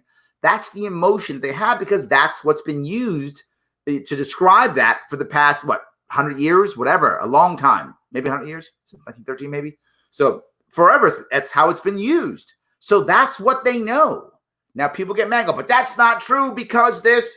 You're right. It's not true. And so what? So I use other phrases. I use consumer driven and things like that, and allowing more choice and breaking the monopoly and things that have a better emotional response. So Portia, I think you're totally right. So I usually don't say Black Lives Matter because it immediately brings up that emotion, right? And again, this is what Joe did. It brought the emotion up, which is why I was talking earlier about Jonathan. It's emotion. You're exactly correct. I'm trying to make it to where we're having the right emotion match. When I teach leadership communication, I talk about the idea that the average worker who's working cares about accurate communication, that I've said what I meant and it's real, and here I have proof and I've shown you, boss, I've done it, I've checked the box, I follow the rules, was the average worker thinks. And it's right for the average worker. Once you're leading, though, accurate communication is not enough. You can't only be judged by the accuracy of your communication. You must also be judged by the results of your communication. Now people go, so we got to start lying? It's not what I said. It's not black and white, one or the other. It's hard. It's both. You've got to be accurate and get what you want. That's not easy. It's why most people fail, because it's hard. I fail too. I keep trying. I get better and I get better. I hope you guys help me. I hope you get better at it, because if we're going to win this thing in any way, shape, or form, if we're going to save this country, if we're going to save this society, we're going to have to get better at the results of our communication. If it's just, I'm righteous, that's not a good result. It may be true, but it's not a good result. We have to both be true and have good results. Not easy to do. If it was easy, we'd already won. We'd have won every election already. The whole country would be libertarian if it was easy. It's not. It's hard. Yes. All right. See if I can find this here. Okay. People don't like to believe they were made fools of. Absolutely, Stephanie. That's the emotion we just talked about. If they wrote that check, they may very well defend the organization to save ego. And again, logical. Jonathan, I don't want your head to explode. Logically, we should change this. Absolutely, we should. Stephanie's right, though. Emotionally, do I really want to accept that? I don't. I don't want to accept that. Absolutely. Absolutely. So, Christy, moving back to Rockland, helping out. Yes. Greensland is awesome. I hope you can help him out. He could use it. Absolutely. Yes, exactly. Yes. I thought I was supporting something good once. I realized I was wrong. I supported Molinaro. Chris, you're the man. Thank you. I realized I was wrong. I put my support behind Larry, and I don't have regret to this day. Thank you, my friend. I appreciate that so much. Thank you so much. Yes, absolutely. All right. Mr. Sharpe, what if I have no local candidates? I live in James Clyburn's SC district. This is a problem, right? The issue with the Libertarian Party is we're small. We're maybe 3% of the population. That's tiny. We've got to get bigger, right? So South Carolina, if you don't have any candidates, I'm going to tell you the most obvious thing. Sound crazy. Call up North Carolina. Call up Georgia. Literally. Email them. Connect to them. Say, hey, I'm in South Carolina. I don't know where you are exactly. I don't know where that district is. But if you're close to the North Carolina border, drive across the border, help somebody out, wave some signs. If you're close to the Georgia border, and over there, wave some signs over there. You know, do what you can over there, knock on some doors, make some phone calls. I would go local if you could, right? To go to someone else who's trying to get something to work here, right? We need to support our local candidates tremendously. It's really, really important. All right. I'm interested in what's supporting Mrs. Joe at least as a protest. I like that. I'll take it. She's from South Carolina. So there we go. I love that. How do we get more popular? We just got to keep doing what we're doing now. And of course, as always, like, share. We've got to be able to go viral. That's really how it works. Like, comment, share. Read underneath there. Like, comment, share. Right? Absolutely do that. Yes, 100%. Even Kanye said you have to be somebody to become POTUS. Yes. I wish that wasn't true, Rusty. I wish it wasn't. But it usually is. You've got to be able to ask. Look, there are many reasons why Trump is president. Many reasons. And if you picked any one of those things out, he might still be president. But there's one thing you can't remove and be president. Only one. He was in The Apprentice for what, 10 years, 11 years? Whatever it was. I think it was 10 years, right? He had a nationally popular #1 show for 10 years. You pull that out, he's not president. Someone else wins the primary. He does not win the primary if you pull that out. Doesn't do it. Any other thing you could have pulled out, right? Could have changed the myth. He still might have been president. Still could have happened. But that one piece, if that comes out, nope. That popularity, that somebody, he was America's boss and all that stuff, that is the #1 reason that he's president. Again, there are many reasons. I'm not saying that's the only reason. Many reasons why he's president. But that's the one thing you cannot remove. You remove that, he's not president. You remove other things, it still might have happened, but not without that one. Yes. So keep going. But Larry, what about Ron Paul? He was principled. Yeah, and he didn't even win the primary. I'm with you.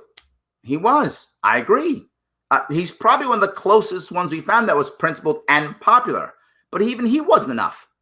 It wasn't enough. We've got to be more principled and popular. Both. We got to have both, right? Ron Paul made a lot of impact, but didn't win the primary, right? And when he ran for president, he did decent, but Gary Johnson got more votes than he did, right? So I'm not knocking Ron Paul. I'm not knocking Ron Paul at all. What I'm saying is, to your point of being principled, yes, but he wasn't popular enough. He was popular, not enough, right? I was principled and popular in New York State, but nowhere near enough. I got to become more principled and more popular. Actually, I hope I'm principled enough. I got to be more popular. I got to be more popular. And it can be done. Matt, it can be done. It just takes time. It takes a lot of work, and sometimes we fail. So, all right. Let's see if I can keep going here. In other news, the federal government ran nearly $900 billion deficit last month alone. Is that right, Paul? $900 billion? Oh my God. I didn't know it was that bad. So we're going under about $1 trillion every month. Brilliant. We'll be at $30 trillion in debt at no point, at no time. But Paul, there's one issue to consider here, right? At one point, does it matter? I don't mean to be flippant. I'm being forward here. Whoops. At one point, we're just never going to pay it back. At one point, forget it. Just make it 40 trillion at one point, right? Make it 50 trillion at one point, right? I was joking, but I was kind of serious when I was talking about if I had a restaurant in New York City. If I had a restaurant in New York City when they decided to close it all down, I would have kept it open. I just would have kept it open, right? If you have a restaurant in New York City and you had to be closed for 6 months, 8 months, you're going bankrupt. Odds are you're going bankrupt. It's going to happen eventually. You're finished. You're going bankrupt. Unless you're a chain or you got tons of money, you own the building. Unless those things, the average guy's going under. So if I just rent someplace, I'm going under. So I'm going to go bankrupt. So I'm going to keep it open. The cops come by. $500 fine. Okay. Make it $1 million. I'm not paying. I'm going bankrupt. I don't care. Another $1,000. Okay. Make it $1 trillion. Whatever number you make, I'm not paying. So I don't really care what number. Make up a number. Make it a skajillion. Perfect. Make it infinity. Love it. Not paying it. Doesn't matter. I'm going bankrupt. So at one point, America's not paying, Paul. I don't know. Have we reached that point already? I don't know. But at one point, who cares? Make it 100 trillion. Make it a quadrillion. At one point, who cares? I wish that wasn't true because your point's a valid one. I can't stand it. But it baffles me, the people who will vote for someone just because they don't want the other to win. Sadly, I think that's the most common way people are voting right now, Becca. That is the most common way of doing it. Absolutely. I know it. I hear it. I live in New York City. I hear it all the time. Got to stop Trump. The idea, which I thought was silly when I first heard it, was vote blue no matter who. That was the first when I heard that. I thought, wow, that's terrible. Who's going to do that? Yeah, everybody who's a Democrat is going to do that. And they're going to jump on that and love it. It's totally working. I hear people saying it. They're on board, whatever it takes. Some people who don't like Biden or who like Trump are trying to attack Biden and call him names, that kind of thing. That ain't going to work. That's not going to work. Biden is a placeholder for the vast majority of Democrats. Not all, but the vast majority of Democrats. He's a place. He could be anybody. He could be a chicken sandwich from Chick-fil-A. Doesn't matter. Not Trump in their eyes equals good, period. Irrelevant. Nothing else matters, Becca. That's it. Oh, is he Trump? He is. He's bad. Is he not Trump? Oh, he's good. Done. That's how they believe. If that's the case, doesn't really matter, right? I said before, if I was Biden's campaign manager, never leave the basement. Just hope Trump messes up or can't get the economy running or whatever. Hope something bad happens again. Sit in the basement and just hope. And odds of winning are fine. You come out, you say something dumb, things might get worse. Stay in the basement. If I'm his guy. Now, I'm Trump's guy, I'm saying get out there. What Trump does well, I know some of you hate Trump, but what Trump does, some of you hate Biden. But for those of you who hate Trump, what Trump does well, regardless of whether you love him or hate him, the guy knows how to campaign. He's a marketer. That's what he does. And if anyone's going to pull this off, he's going to get out there in front of people, yell, build that wall, lock her up, get people motivated to show up at the polls. That's his thing.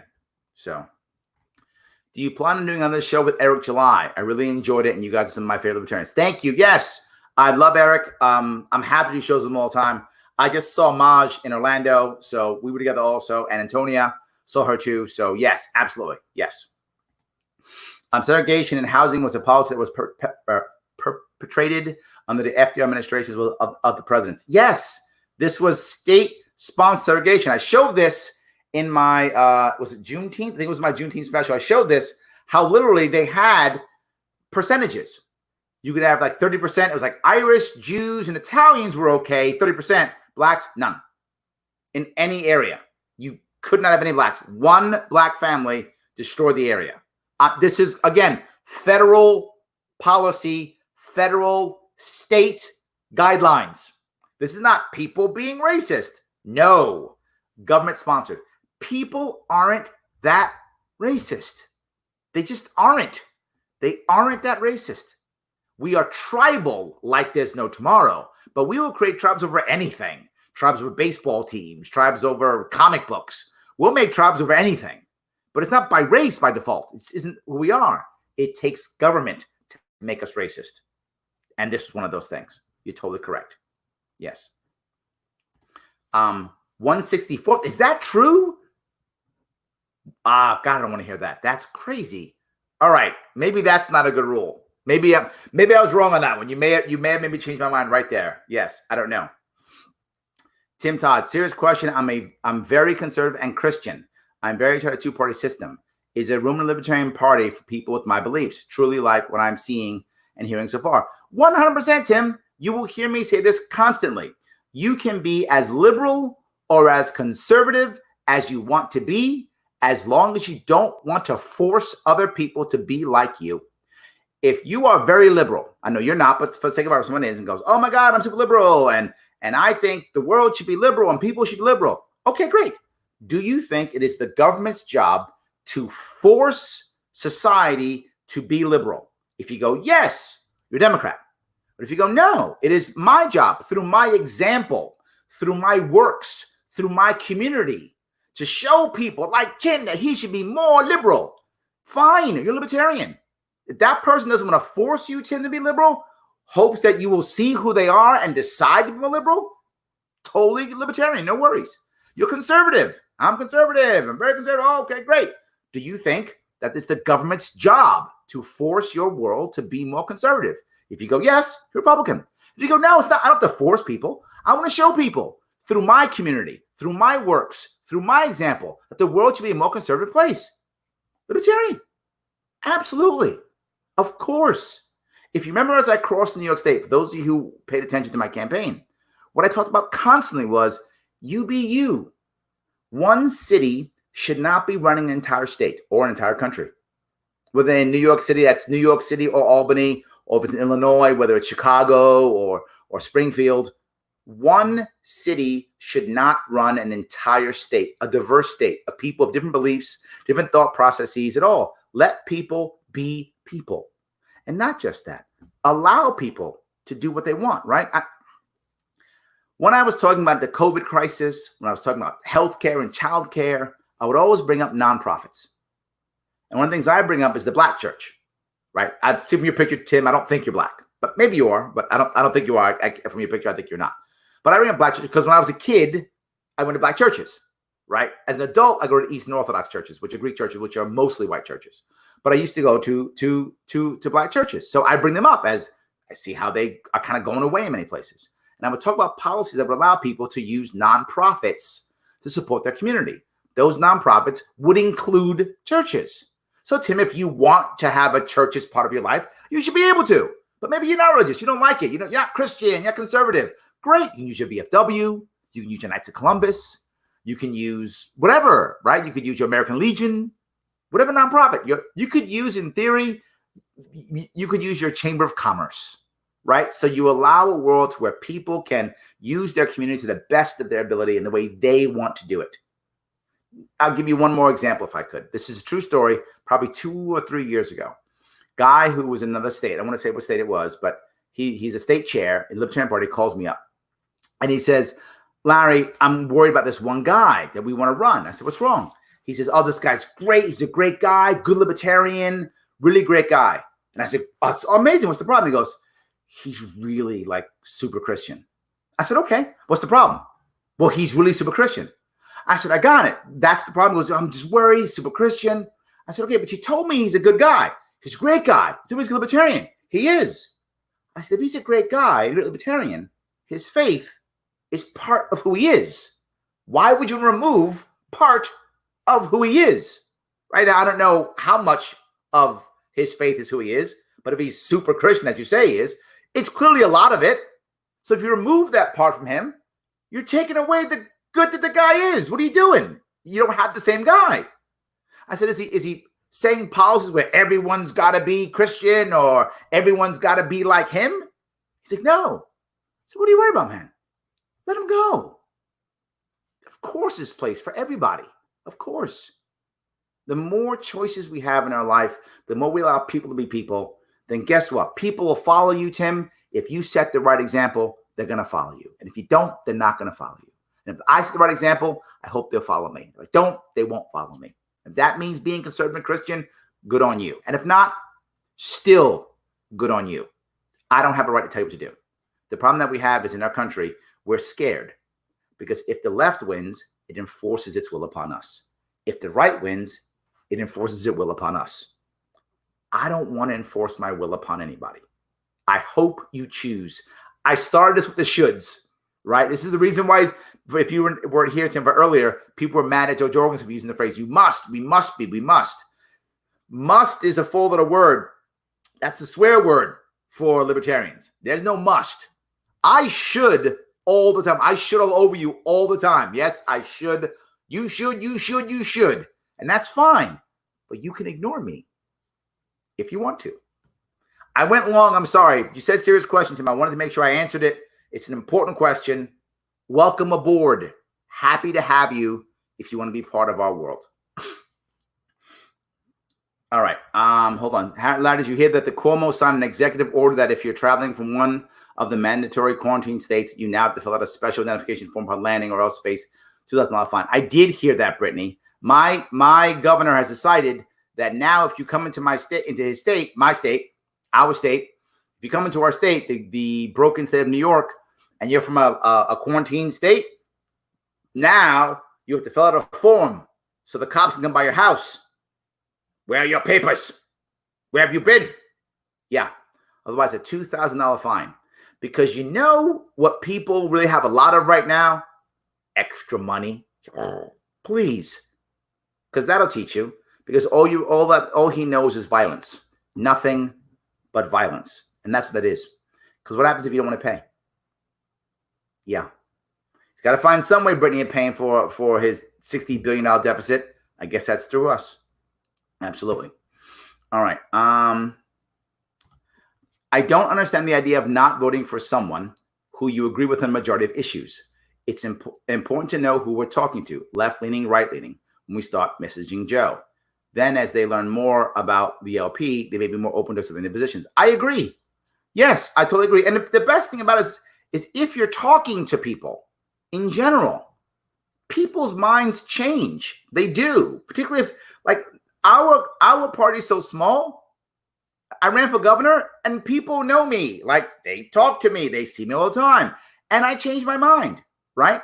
I changed my mind on policing based upon someone reaching out to me and saying, Larry, you're confusing the police issue in the cities with that of the rural communities. And they're right? I'm clearly biased. I live in New York City. I'm born in New York City. That's how I see it. That's my bias. Of course it is. But you also, my philosophy is what I told him. You do you, I'll do me, and we're good.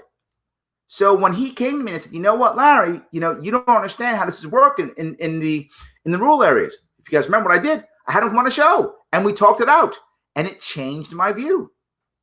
My view changed because look, we're all biased. All of us are. Some more than others, but we're all biased. Me too, right? I see policing from New York City, 40,000, person strong police force. That's what I see. So I have to make sure that I'm adjusting and allowing people to be people. Absolutely. So when it comes to political districting, everyone either in a blue Democratic Liberal district or red Conservative district. We Libertarians don't have our own political districts. That's a good point, Michael. We don't. Districting does change things. It does. There's an advantage for us, though. There's an advantage to this, and that is there are many places where the districting is so strong red or so strong blue that the other team doesn't even field the candidate, which means if we run, 2-person race. Libertarian versus in red district Republican, in blue district Democrat. So we have a better chance of people actually hearing our message. I love it. Should the government or heads of place of worship close on our place of worship? Without question, the individual clergy has every right to shut down their place of worship. The government does not. It's in the First Amendment. I know people are going to say, Larry, churches, old people go there. Then they get COVID and die. Maybe. I'm not being cruel here. And I tell this story often because it matters. For those of you who know, both of my parents died of cancer. My father was younger when he died. My mother was older. When my father was younger and he was dying of cancer, for those of you who know, most of the time when people have cancer, it takes a long time to die. It's not a quick death. It's a year, 2, 3 years before they die. My father was 2 years. My mother was about a year and a half. So when my father was dying, he wanted to live. He was all about cut me open, give me chemotherapy, give me any treatment. I want to live. I want to live. Keep me alive, whatever. That's what he wanted. My mother was dying of cancer. She'd seen many people die of cancer before. She said, no. She said, I want quality of life, not quantity of life. And she literally, this is 7 years ago, she died. She would literally put on her mask. This is a mask before that because she was on chemo. So she had a compromised immune system. And she would take my daughter, her grandchild, out to play, out into parks, public arenas. She took her to an amusement park. And that doctor was like, amusement park's crazy, all those people there. You might get sick, you might die. My mom said, then I die. I want to spend time with my grandchildren. That's the quality of life that I want. That's what I want. My life. You know what? If you believe and you want to be in church and you're 80 years old and you think, and you're like, I'm going anyway, it's your life. Freedom of religion is the First Amendment. If you want to go to a church, realizing that you might die, it's your life, not mine. And if that's what you find joy in, if that's what you find, your purpose in, then go. I would ask you if I was your loved one, I would say, you shouldn't go, grandma, you shouldn't go, grandpa, please don't go. You do it remotely or something. I totally would, but I shouldn't force you. It's not the place. The clergy, of course. This is the clergy. They're the ones deciding what they think is the right worship schedule. They're deciding what the activities within their own church. Of course, the clergy decides. The clergy always decides, right, when they should shut down or not shut down or close, whatever. Government should never decide when religious institutions are shut down, ever. It is up to you. And again, should you. If I was the governor, I would say, you shouldn't go. Please don't go. Please, place of worship, find another answer. Please find a way. I would absolutely should you. But that's all I would do. That's all I would do. It's not my place to tell you how to worship, when to worship. And if you're going to sacrifice your life for your faith, First Amendment, you can if you want to. Again, I would should you, but I wouldn't force you. Hope that answers your question, Andrew. So a lot of libertarian ideals line up with Christian values. Sam Robb is a Christian libertarian. He's pretty good. Yeah, Sam Robb is yes, absolutely. 100%. Often they do. They often do. So, all right. See if I can put this down. Biden's a creep. Yes. When are you doing another Rogan podcast? What did you think of doing that? I would do a Rogan podcast when I have another reason to. I don't think Rogan would put me on unless I had a reason to. If I run for governor in next year, maybe I would do it. I've got a book coming out, I hope this year. So maybe when I have my book coming out, I have a book on happiness coming out. When that book comes out, I might do it then, maybe. So I have to have a reason to. I can't just go, hey, I'm bored, I'm going to go on. That's not going to happen. So I would do it then. Joe Rogan was the most popular piece of media I ever did.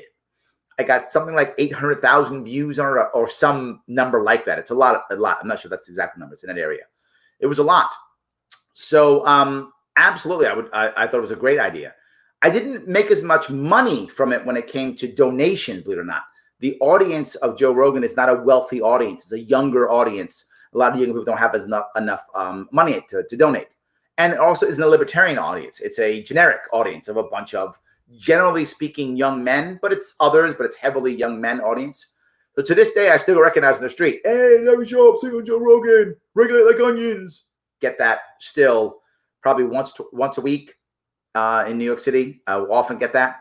So yeah, I still get recognized because of Joe Rogan. That was a great thing. I actually made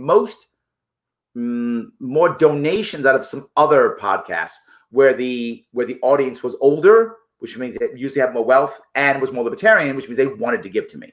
Joe Rogan was amazing when it came to vote and being more popular.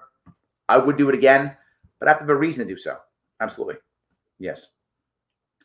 I grew up in a conservative home in the Deep South. I had libertarian inclinations all through my younger years. I love that. Excellent. So let's see if I can find a couple. Will China's blockchain currency drive out the dollar internationally? Ron, this is an interesting concept, right? I think the only way, this goes kind of back to actually to Paul's point about the massive debt. I think the only way we handle our debt is through some form of cryptocurrency, blockchain, something like that. I can't see another way of getting around the debt without having to create some local blockchain cryptocurrency, so that we can use that to pay things locally in some way, shape, or form, and then pay off our debt through other forms of raising revenue. I can't see any other answer. Sadly, internationally, they're doing better when it comes to blockchain than America in many cases. I think if there is any way of knocking the dollar off, it's through cryptocurrency, if there is a way. I don't know if that will work, and my gut tells me no, Ron. That's my gut. I think it won't, because I think as we see that cryptocurrency popping up, we will do other things to make sure it doesn't just knock us down. And then maybe by creating our own cryptocurrency. I discussed this idea, the Americoin, with a gentleman, Mr. Caithness, I think was his name, on one of my Sharpe Ways 2 weeks ago. Look for that one. So, gentlemen, he talks exactly about this issue, about how to create the Americoin to deal with this issue. So while in theory it could work, Ron, I think in practice it won't, because we'll see it coming and we'll react. I also think it's the only way we pay off our debt. If I run for governor in New York, I think one of my plans would be to create some type of New York coin so that we could pay some of our debt internally through some type of cryptocurrency, so that we could pay off our other debt through dollars. Otherwise, I can't see a way of us getting around it. To Paul's point, New York State's going to be what? Probably by the time this is over, $700-800 billion in debt. How does a state get out of $800 billion in debt? I don't know how it does. And it can't just keep printing money, right? The state can't just print magic money. It doesn't have a Fed. So unless I imagine make a Fed, please, I won't do that. I will not do that. Unless I imagine make a Fed, how do we get out of it? We can't. So there's no way of getting around it. I think cryptocurrency is the way. I hope I answered your question. I don't think China will do it, because I think we'll act. In theory, I think it could happen. So when community steps up, government steps back. Has to happen. You hear me say it all the time. Government is a monopoly. If you just remove government, there's nothing there. So you always have to make sure when you remove government, you're adding community, or you're adding commerce, or hopefully both. Absolutely true. Yes. Good. All right. Let's see. I'll grab a couple more. Libertarian candidates should talk more about Bitcoin. I think maybe my worry about talking about Bitcoin is most Americans don't care or know about it. So I'm not sure the candidate should be. This, in my view, is an activist issue, right? Many people think that they think I'm wrong with this, but I think we should be divvying up our movement into many different groups, right? In the party itself, there are three people who really, groups that matter: donors, activists, and candidates. Three big groups, those three. Sometimes they overlap. Absolutely. I've been all three of them, right? I've been all three. I change all the time. But things like Bitcoin, in my view, is much more of an activist issue now. Activists, in my perfect world, will make sure that people care about an issue, right? They'll get people to care about an issue. This thing matters, so I'm going to go out there and tell people that matters. Bitcoin and cryptocurrency, that's an activist issue. A politician has to look at what they have now. In other words, the people they want to support or represent. What do they care about now? Great. How do I find solutions that are libertarian for that? I don't believe a candidate should be an activist. People disagree with me all the time, but we fail. It doesn't work. I only got as far as I got, and I multiplied our vote total in New York by like 6 or 8 compared to the last people who ran. It was a huge ballot access of the first piece. It was because I wasn't really an activist. I was a politician. I wasn't saying what was important. What I was saying is, here's how we solve problems that you care about now, right? That you care about now. An activist says, you need to care about this. And then when they care about it, the politician goes, oh, here's how we solve it, right? That's where donors will give to activists and will also give to politicians, depending on what the donors believe. And donors can be high donors, small donors, whatever the case may be. James Justice is saying he also thinks that volunteers. Maybe. I see volunteers and activists as similar, James. Maybe I'm wrong, but I see them as the same. Most activists are volunteers. I mean, not all, but most are. So I kind of wrap them up as activist / volunteer. If you're going to volunteer for the party, you're probably an activist. So I combine them. I see your point. I kind of combine them in my view. So I think that's how you deal with that. Right? That's my view. And some people think that I'm wrong, and I get it, but I think that's where we've had most of our success, is when people realize to take their hat off and say, oh, I'm running now. Now, I'm the politician now, and I've got to find answers for what people care about. I'm no longer being active and trying to get them to care about something. Those days are over now. Now I'm trying to fix a problem. So I would rather than, oh, I'm not running anymore. Okay, now I'm an activist. Guys, Bitcoin, what's wrong with you? It changes. And that's what I believe is the most effective way. That's what I think is right. How do we get politicians to vote for less government? You only do that when the people want less government. And right now, most don't. Right? Again, this is back where libertarians often fail. Most libertarians say things like, people hate the government. They want less government. They want government out of their lives. That is not even close to true. I don't know why libertarians keep saying this. It's absolutely not true. If you look at any poll, look at any place you live, particularly in the cities, and most Americans live in urban areas or cities. Like 80% live in urban areas, like 60% live in actual cities, something like that. It's huge chunks. They want more government. They love government. They're begging for it. They're begging for it. They don't want government out of their lives. Libertarians do. They don't. They just want stuff to work. They don't care if it's government or private. They don't care. They just want stuff to work. So we have to get them to realize that the way things work is not through government. When we get them to see that, then they won't want government. And then politicians won't vote for it because they're voting because this is what keeps them in power. The average politician doesn't care about his constituents at all. The average politician cares about staying in power. There are some that do. I was surprised how many politicians I met when I was campaigning who hated their constituents. Hated them. Hated them. Didn't want to be around them. Didn't want to talk to them. Thought they were just annoying. Thought they were just deserved. Yeah. I mean, just crazy.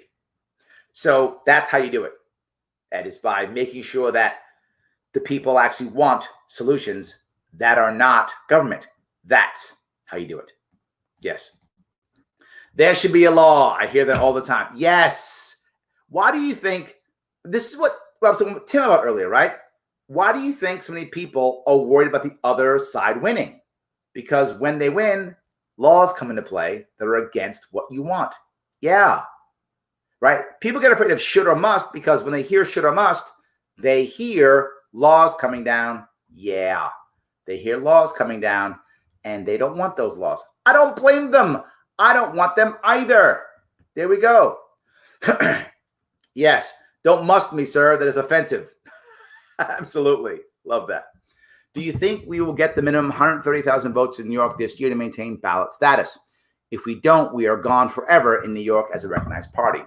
Well, a couple things. The first thing is we probably will need more than 130. For those who don't know, New York State decided to change the rules on us. What else is new, right? To change the rules. And now to get ballot access, you don't need 50,000 votes. You need 130,000 votes or 2%, whichever is higher. Odds are in this election, about 8 million New Yorkers will vote, which means 2% is 160,000 votes. That's higher. So we'll probably need 160,000 votes, not 130. That's what will probably be required.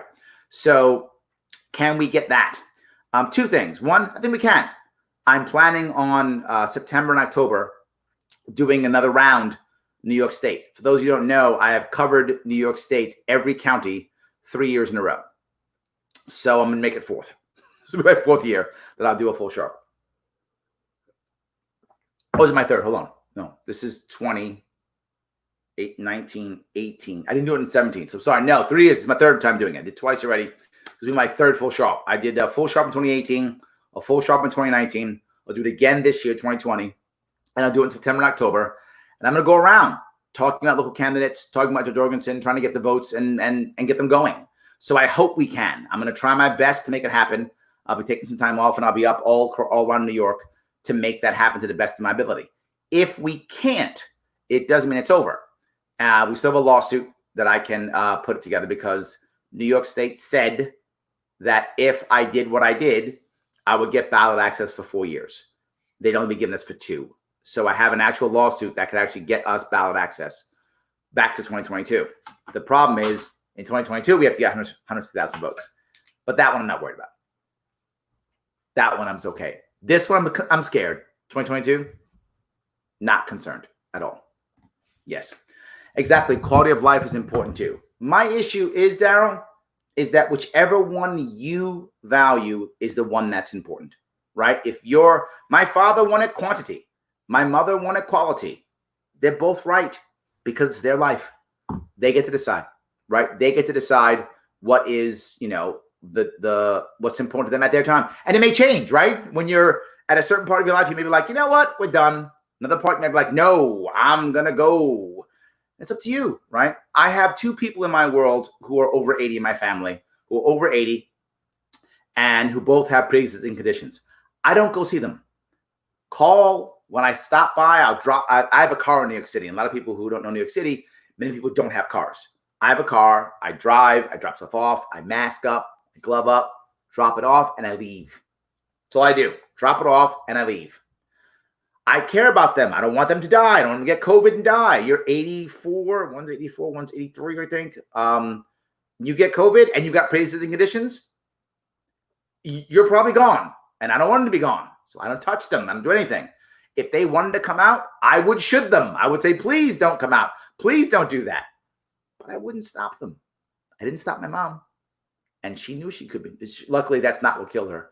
But she wanted it anyway, of course. Yes.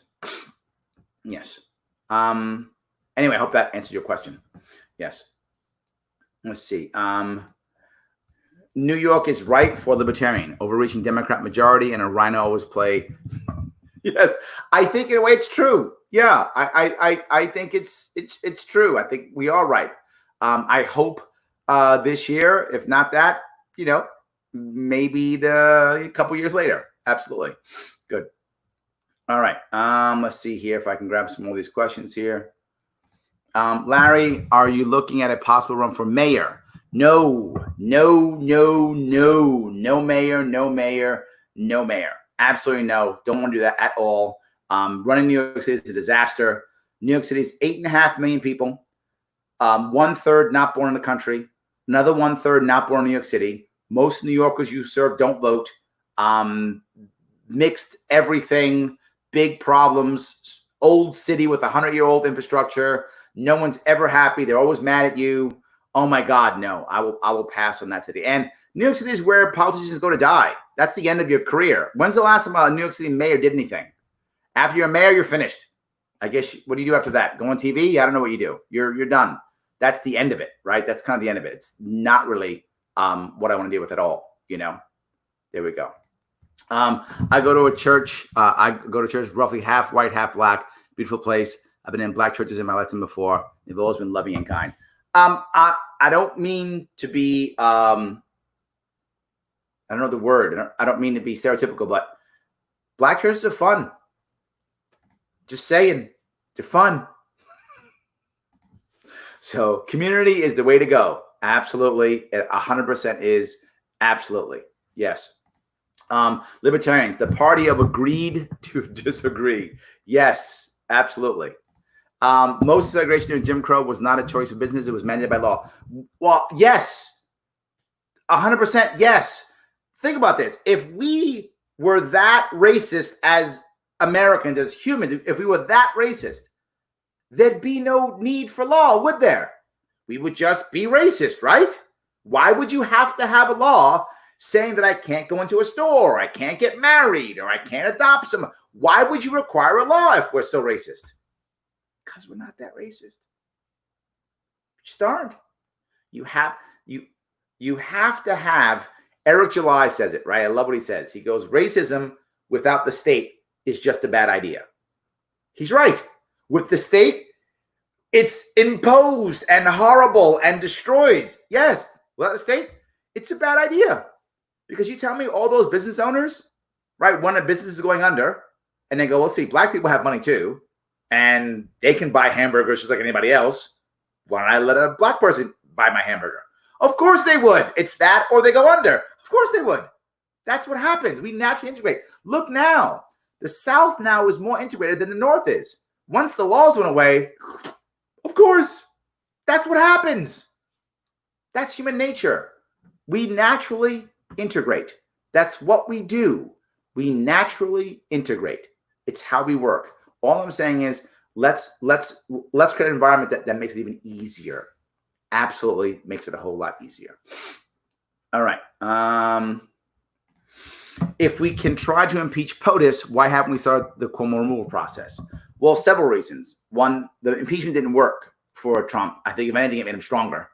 Cuomo, he owns the courts. He owns the House. That's why? Waste of time and money. The answer is make the state not want him anymore, right? Make the state not want him anymore. That's really the answer, right? Yeah, that's the biggest thing. All right. Odds are a vote for Biden is a vote for his VP. Maybe. I hope that's not true. Look, I'm not a Biden fan at all. I would never vote for him. I mean, that guy's Mr. Crime Bill. I mean, I've never loves war, bomb people.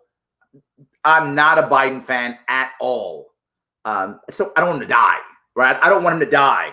I'd like him to just not be president and go back to Delaware. That's what I would like Biden to do. Just not be president and go back to Delaware. And we're good, Ryan. That's as far as I need to go. He does that, and him and I are good. That's all I need. Yes. What do you think of approval and ranked choice voting and their chances? I think that's the future, Matt. I do. Some of you don't know, we actually have ranked choice voting now in New York City for primaries. That's a big deal. I think Maine also now has it. This is not a bad, this is the future. It's a better way. People are starting to like it. And they're doing it because of primaries, because primaries are becoming, because we're so gerrymandered, primaries are becoming the actual election. So they're using ranked choice voting to keep people happy so they can vote for all the other people. That's what they want to do. That's going to help us in the long run. It's going to take a couple of years to make it happen, but it is going to absolutely happen. It will absolutely happen. Yes. So what's a few hundred trillion between friends? That's what I'm saying, William. Come on. It's a couple trillion. What are you going to do, right? What are you going to do? Absolutely. Yes. I suppose as long as the budget can be somewhat balanced and the real economy is growing, then a bubble, the debt doesn't matter. Well, in theory, I think that's true, Paul. The problem, as you know, I'm sure I'm preaching to the choir here, is all the money you're paying on the debt isn't going back into the economy, right? So and now once it happens, you can't have a downturn. You can't have a crash, and we're going to have crash because we have a Fed. As long as you have a Fed, you're going to have a crash. That's how it works, right? No matter what. So I think in theory, that's true. In practice, we're going to have crashes and downturns, which erases everything, right? It erases whatever you paid off again. You're back in the debt again. So I think you have to create an environment to where you're paying off your debt and your economy is almost a separate piece. And I can't, I mean, maybe there's another way. I'm open to another way. What I see it is having almost two separate economies, a cryptocurrency local economy, and then I guess a real economy, a dollar-based, whatever that is, dollar-based economy. They're both real economies, but a dollar economy that can pay off debt. And if you could pull that debt out as fast as possible and knock it out in 10 years, maybe, I'm guessing it's a total guess on that one. I mean, imagine how good the country and or the state would be. We try with the state, try with New York. If it works in New York, put it in the States, knock it out. It could be done and get us back to a real balanced budget and no debt. I think you could do that. It's possible, but really, really hard. So Ryan says we need local libertarians. Guys, if you don't know about local libertarians, you're not paying attention. I have been busting my rump trying to support local libertarians. I've been talking about them, showing them, giving them press, doing fundraisers for them. I've been trying my best to make that happen. I completely agree, Ryan. It's critical that we do this. Critical that we do this. So important. If we get local people start winning, people go, oh, so a libertarian can be in charge and the world doesn't end. Huh. Maybe I can vote libertarian. Yes, maybe I can vote libertarian. Absolutely. Hate is the real COVID. Masks don't seem to help. Yeah, I get it. I mean, I wish we would stop hating each other and start liking each other instead. I really wish we would, We are the fastest growing party for a reason, principled. Yeah, I think you're right. We're the only party that doesn't just fall to whatever is the local warlord, right? Warlords changes and all of a sudden things decide to change. Absolutely, I completely agree. All right, see if I can keep going here. Larry, if you don't run for governor, I'm calling for Brandon Bean, Buffalo Bills GM. Whatever works, man. Let's make this thing work. I love it. I love it. Mr. Sharpe can't afford to run in a city with a plunger and a scooper fixing toilets. I like that idea. That's good. Yes.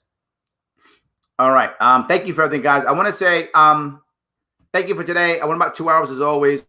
I appreciate everything you guys do always. I do. And yes, I will visit. I visit every county in New York State, and I will keep doing that, Janine. I'm not done. I've done it twice. It'll be the third time this year. I'm going to be back out there again, doing it again. Guys, I want to say thank you so much for today. As I always tell you, like, comment, share.